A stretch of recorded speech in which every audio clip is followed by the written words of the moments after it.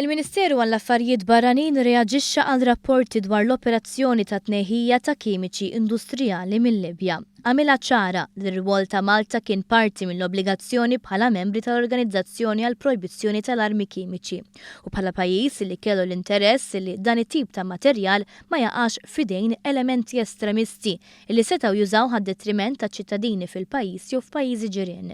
It-tunnellati ta' materjal kimiku illi issemmew fir-rapporti fl-ebda ħin ma għaddew minn Malta. Fil-ġimgħat qabel dan il-materjal ġie trasportat mill-Libja għal pajjiżi Ewropej fejn kellu jiġi distrutt bi proċess kimiku rid jiġi aċċertat in-natura u l-kwalità tal-materjal li kien jinstab fil-Libja.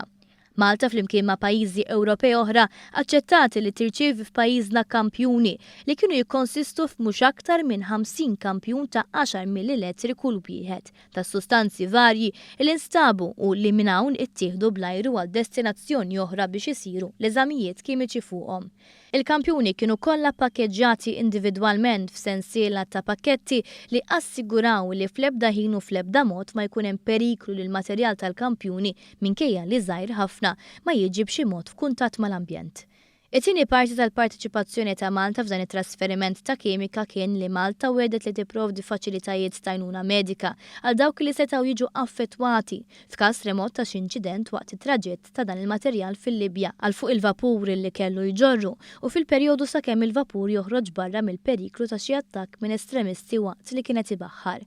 Intqal li bħalma kien sar fil-każ ta' trasferiment tal-kimiċi tossiċi misjuba fis-Sirja, f'dan il-każ ukoll fl-ebda ħin f'din l-operazzjoni ma kien previst li jintremma dan il-materjal tossiku fil-baħar.